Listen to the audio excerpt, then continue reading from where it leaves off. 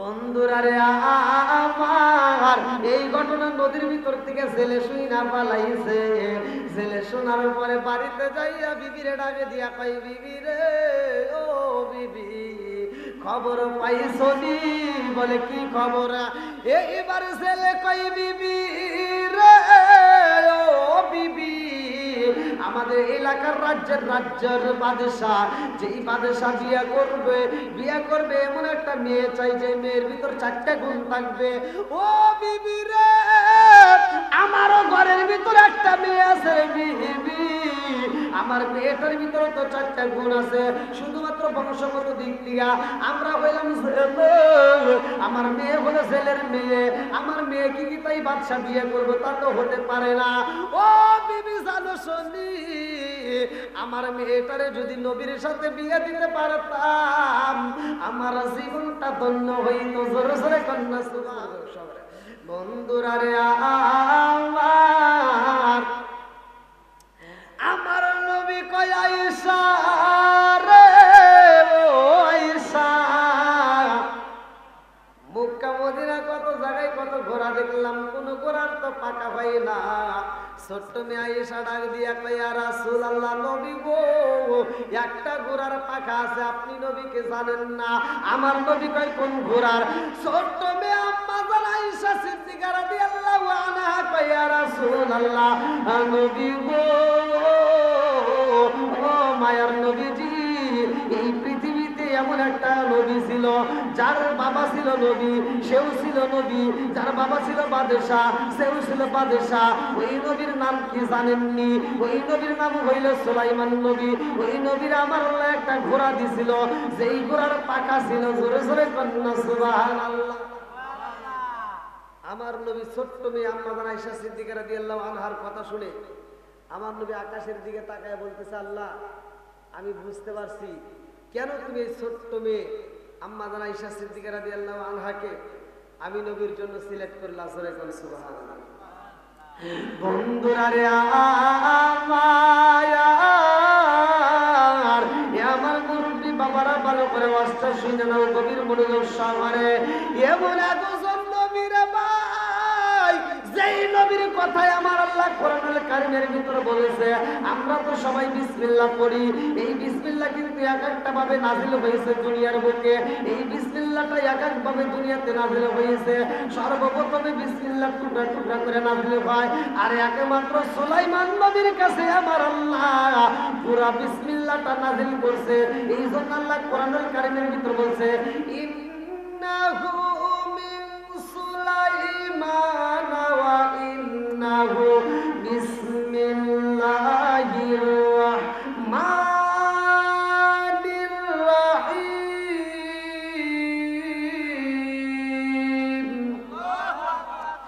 আমার আল্লাহ সূরার ভিতরে উল্লেখ করে দিয়েছে রে, এই বিসমিল্লাহটা পুরা নাজিল করছে। ভালো করে শুনে নাও, সুলাইমান নবীর নামটা উল্লেখ করা আছে।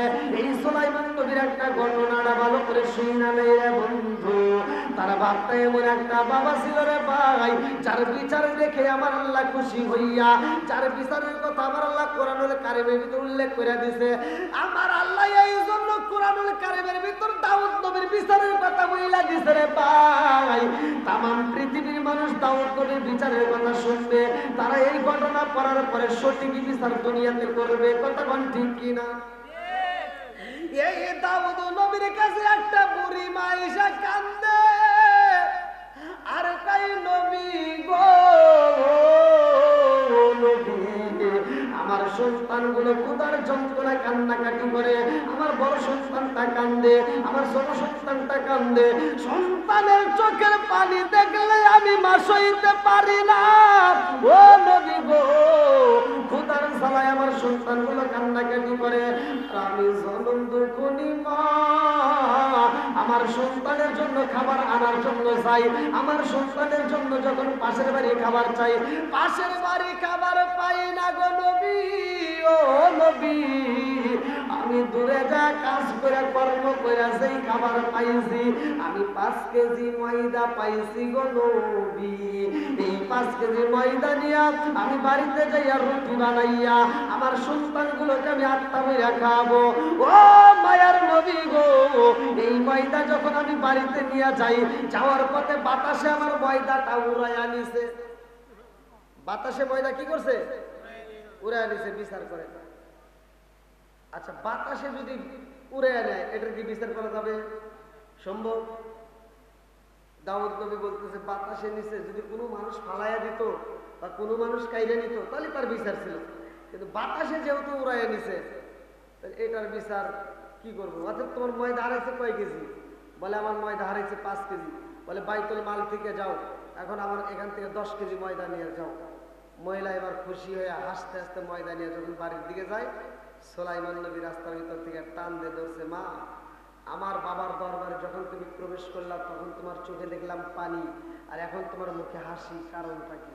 এই মহিলাটা কান্দে আর কয়, বাবা জানো তোমার বাবার দরবারে যখন যাই তখন আমি 5 কেজি ময়দা হারাইয়া তোমার বাবার কাছে বিচার চাই, আর তোমার বাবা আমাকে 10 কেজি ময়দা দিয়ে বিদায় করছে। জোরে করে সুবহানাল্লাহ। বন্ধুরা রে আমার, এইবার সুলাইমান নবী ডাকে দিয়া কয়, মা রে তুমি 5 কেজি ময়দার হারাইয়া 10 কেজি ময়দা পাইছো, এই জন্যই তুমি এত খুশি। ও মা, তোমার 10 কেজি না আরো বেশি পাইবা, তাড়াতাড়ি যাও, এই বিচার তোমার হয় নাই। এইবার তুমি ময়দাটা নিয়ে আমার বাবার কাছে বলবা এই ময়দার প্রয়োজন নাই, আমার যেই 5 কেজি হারাইছি ওই 5 কেজি চাই। আল্লাহু আকবার। দেখেন কেমন বিচারক, কেমন বিচারক, কার কাছে গেছে। আজকে আমরা কেমন বিচার করি? এইবার মহিলাটা যায় বলতেছে, হুজুর কি হয়েছে? না না এদিকে এদিকে না, এদিকে এদিকে না, মানে দাউদ নবী বলতেছে যে তুমি তো কেবল গেলা আবার আসলা, কারণ কি? বলতে, হুজুর আমার 5 কেজি ময়দা হারাইছি, আপনি 10 কেজি দিয়েছেন, এই 10 কেজি ময়দা আমার দরকার নাই, আমার যে 5 কেজি হারাইছি ওই 5 কেজি দেয়া দেন।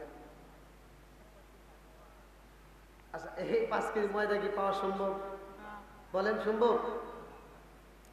বন্ধুরা রে আমার, ভালো করে শুনে নাও। এইবার দাউদ নবী কয়বার রে মা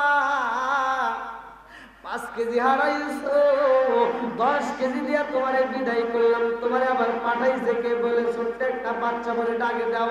এইবার তাকায় দেখে সুলাইমান নবী। দাউদ নবী ডাকে দিয়া কয়, বাবা সুলাইমান এরকম পাগলামি কেন করো? বলে বাবা কিসের পাগলামি করলাম? বলে তুমি কেন ওই মহিলারে আবার পাঠাইছো? ও বাবা 5 কেজি ময়দা হারাইছে আর আমি 10 কেজি ময়দা দিছি, তুমি তারে কেন পাঠাইলা?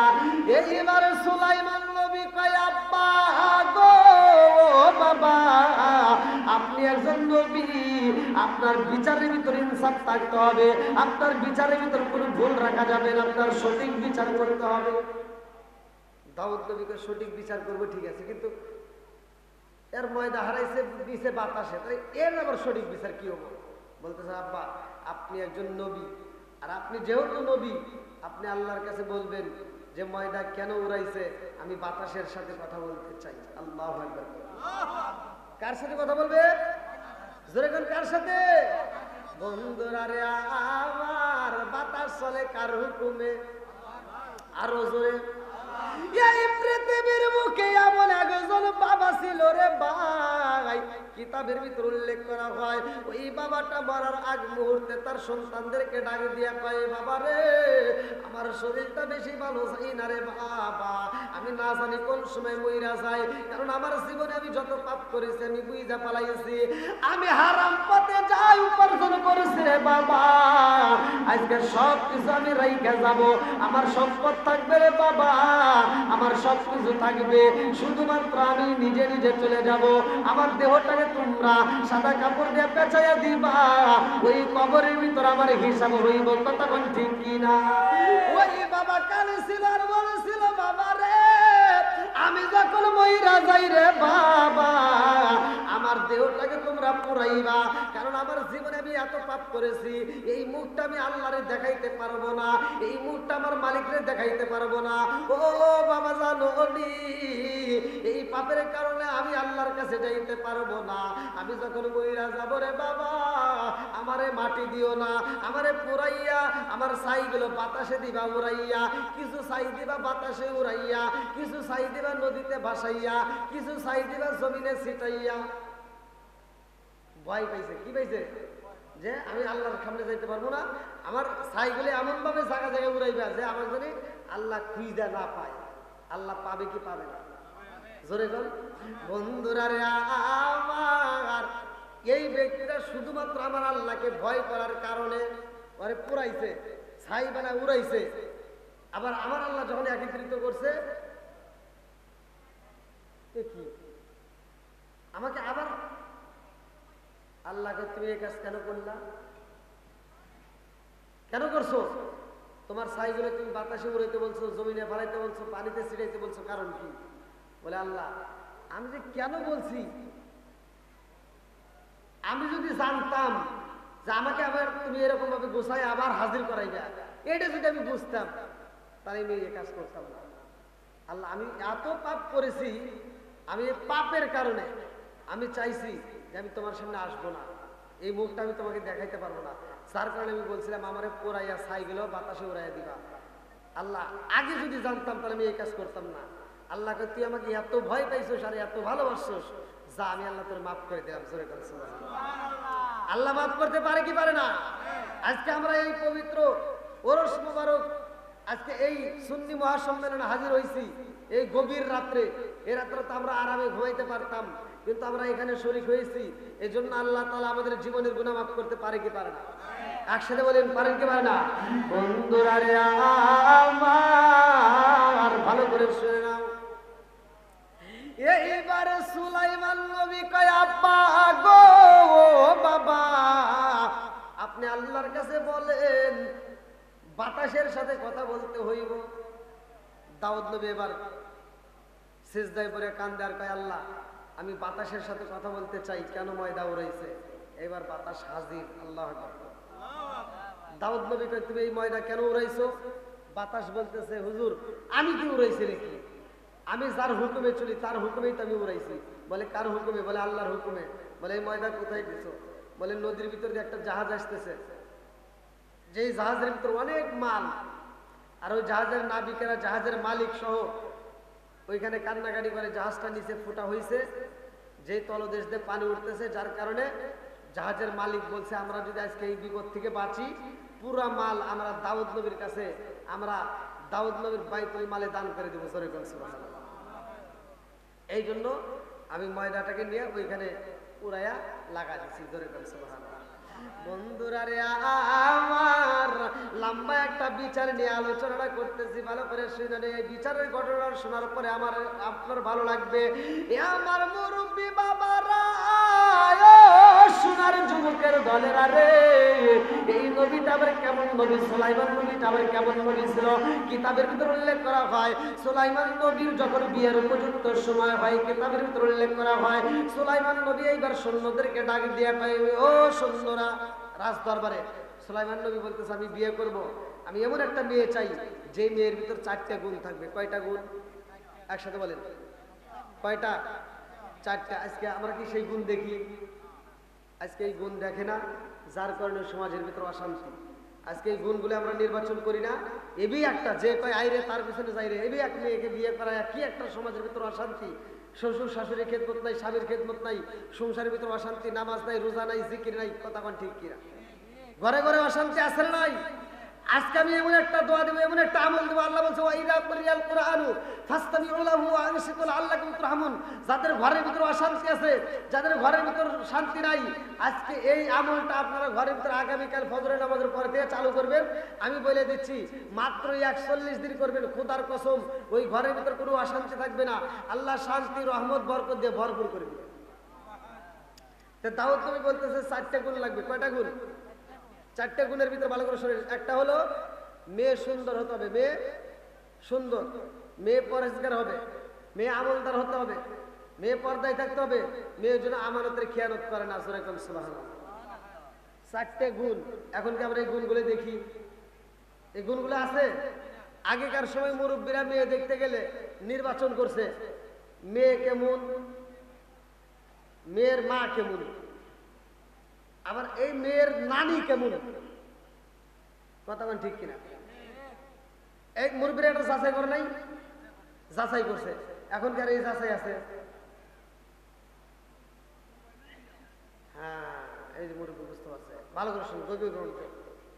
আর কিছু হোক বা না হোক, এই ওয়াজটা বাড়িতে নিয়ে যা আমল করবেন, দেখবেন সংসারের ভিতরে আল্লাহ শান্তি দিবেন।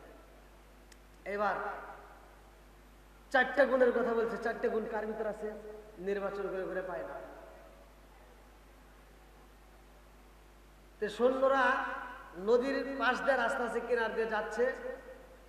একজন আর একজনের কাছে কয় যে দাউদ নবী আমাদের বাদশাহ বিয়ে করবে, কি সুলাইমান নবী, বাদশার বেটা বাদশাহ, নবীর বেটা নবী বিয়ে করবে, এমন একটা মেয়ে চাই যে মেয়ের ভিতর 4টে গুণ থাকতে হবে। যেরকম সুবহানাল্লাহ। বন্ধুরারে আমার, এই ঘটনা নদীর ভিতর থেকে ছেলে শুইনা পালাইছে। ছেলে শোনার পরে বাড়িতে যাইয়া বিবিরে ডাকে দিয়া কই, বিবি রে, ও বিবি, খবর পাইছো নি? বলে কি খবর? এইবার ছেলে কই, বিবি রে, ও বিবি, আমাদের এলাকার রাজ্যের বাদশাহ, যেই বাদশাহ বিয়ে করবে এমন একটা মেয়ে চাই যে মেয়ের ভিতর 4টে গুণ থাকবে। ও বিবি রে, আমারও ঘরের ভিতর একটা মেয়ে আছে বিবি, আমার মেয়েটার ভিতরে তো 4টে গুণ আছে। শুধুমাত্র বংশগত দিক দিয়া আমরা হইলাম ছেলে, আমার মেয়ে হলো ছেলের মেয়ে। আমার মেয়ে কি তাই বাদশাহ বিয়ে করবো? তা তো হতে পারে না। ও বিবি জানো শুনি, আমার মেয়েটারে যদি নবীর সাথে বিয়ে দিতে পারতাম, আমার জীবনটা ধন্য হইতো। জোরে জোরে কন্যা সুবহানাল্লাহ। এইবারে ছেলের মেয়ে ঘরে থেকে শুই না পালাইছে।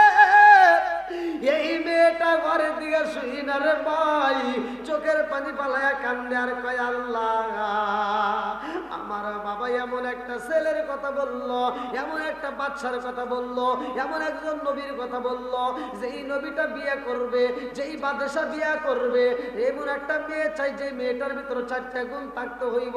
আমার ভিতরে তো 4টে গুণ আছে।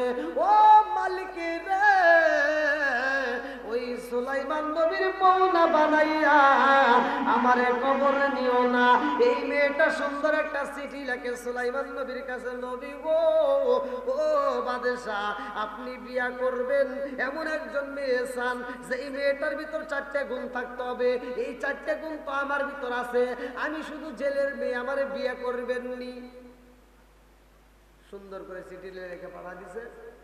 চিঠি যাইতে যাইতে যখন সুলাইমান নবীর কাছে পৌঁছাইছে, সুলাইমান নবী চিঠিটা খুলতেছে, এমন সময় এক নেতা ডাক দিয়ে কয়, নেতা ডাক দিয়ে বলতে, হুজুর, আপনি একজন বাদশাহ হইয়া একটা জেলের মেয়ে চিঠি খুলতেছেন, এটা কি ঠিক?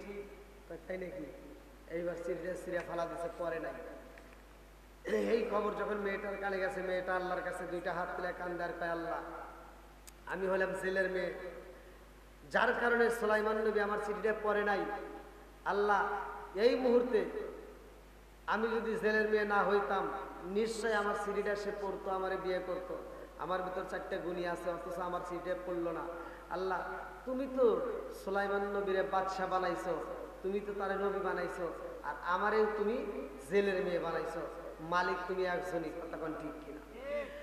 কুলিল্লাহুম্মা মালিকাল মুলকি তুতিল মুলকা মান তাশাউ ওয়া তানজিউল মুলকা মিম্মান তাশাউ ওয়া তুইজ্জু মান তাশাউ ওয়া তুযিল্লু মান তাশাউ বিয়াদিকাল খায়র ইন্নাকা আলা কুল্লি শাইইন কাদির।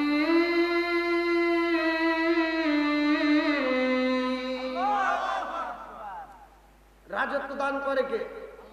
আবার রাজত্ব ছিনায় নেয় কে? সম্মান দেওয়ার মালিক আল্লাহ, আবার ইজ্জত দেওয়ার মালিক আল্লাহ। বন্ধুরা রে আমার, এইবার সুলাইমান নবী যখন সিডি বানাইছে, মেয়েটা কান্দে আর কয়, আল্লাহ গো, সুলাইমান নবীরে তুমি বাদশাহ বানাইছো, নবী বানাইছো, আর আমারে তুমি জেলের মেয়ে বানাইছো, যার কারণে আজকে আমার সিরিয়া সিরা বানাইছে মালিক রে। আজকে যদি সুলাইমান নবী বাদশা না হইতো, নবী না হইতো, তাইলে আমার চিঠি চিনতে পারতো না। ও মালিক রে, আজকে যদি সে গরিব হইতো, তাইলে আমার চিঠি চিনতে পারতো না। ও মালিক রে, আমি তোমার কাছে দরখাস্ত জানাইলাম, সুলাইমান নবীর বউ না বানাইয়া আমারে কবরের ডাকে দিও না। আল্লাহু আকবার। আল্লাহর নীলা খেলা বোঝা যায় না রে আমার দেওয়াতলিবাসীরা, আল্লাহর নীলা খেলা বোঝা যায় না। ভালো করে শুই না নাও। এইবার একবার একটা দুষ্ট জিনে হাজির হইয়া যায় সুলাইমান নবীর রাজত্ব নেওয়ার জন্য। মানুষ মারা গেলে দুইজনের হিসাব হবে, একটা হলো জিন আর একটা হলো ইনসান। ওমা খালাকাতুল জিন্না ওয়াল ইনসা ইল্লা লিয়াবুদুন। মানুষ এবং জিন জাতির হিসাব হবে, অন্য কারো হিসাব নাই। ওয়াজ কিন্তু গভীর মনোযোগ সহকারে। একটা দুষ্ট জিন হাজির হয়েছে সুলাইমান নবীর রাজত্ব নেওয়ার জন্য। সুলাইমান নবীর হাতে ছিল একটা আংটি। এই আংটির কি পাওয়ার ছিল, কি মুজিজা ছিল। এবার সুলাইমান নবীর পিছনে লেগে গেছে। আল্লাহ জিবরাইলকে কয় সুলাইমান নবীরে বলে দাও, তার পিছনে কিন্তু আন্দোলন শুরু হয়ে গেছে। সুলাইমান নবী সব রাজদরবারের লোকজনকে ডাক দেখো, আমার পিছনে আন্দোলন শুরু হয়েছে, তোমরা সাবধানে থেকো। বলে আচ্ছা ঠিক আছে। এবার সুলাইমান নবী কোনো একটা সফরে যা গোসল করবে, হাতের আংটিটা খুলে দেহরক্ষীর হাতে দিয়া তিনি যখন গোসলখানায় যায়, এর ভিতর দুষ্ট জিন মানুষের রূপ ধরে, সুলাইমান নবীর রূপ ধরে এইবার দেহরক্ষীর সামনে দাঁড়ায় বলতেছে আংটি দাও। আংটি যখন দিছে, দুষ্ট জিন হাতে আংটি নিয়ে রাজ দরবারে যায়, সিংহাসনে বসে গেছে। সিংহাসনে যখন বসছে, এবার সুলাইমান নবী গোসলখানা থেকে আসতেছে, আর ও সিংহাসনে বসে সবাইকে ডাক দিয়ে বলতেছে দেখো আমার উপর হামপাম চলতেছে, যদি কোনো ব্যক্তি আইসা বাদশা দাবি করে, নবী দাবি করে, তাইলে তোমরা তাকে পিটাইয়া রাজ দরবার থেকে বের করে দিবা। বলে আচ্ছা ঠিক আছে। দুষ্ট জিন কিন্তু ঘটনা বলতেছে, ভালো করে শুনেন। সুলাইমান নবীর চেয়ারে বসে আসুন, সুলাইমান নবী যখন গোসল করে আইসে দেহরক্ষীরে বলতেছে আংটি দাও। দেহরক্ষীকে কি আংটি চাইতেছ, তার মানে কি তুমি কে? বলে আমি তো বাদশা। বাদশা তো চেয়ারে বসে রয়েছে। যা দেখে দুষ্ট জিন সিংহাসনে বসে রয়েছে। বসাইছে কে? জোরে কন্যা কে? বন্ধুরা রে আমার, এইবার সুলাইমান নবী কানলে আর কয় দুষ্ট জিন তুমি কেন এখানে বসলা? দুষ্ট জিন সবাইকে ডাক দিয়ে বলতে যাই তোমার কি কইছিলাম? আমি বলছিলাম না যে একবার এসে বাদশা দাবি করে ওই যাইছে ধর মার। এবার সুলাইমান নবীরা মাইরা পিটাইয়া রাস্তায় দিতে ফেলাইয়া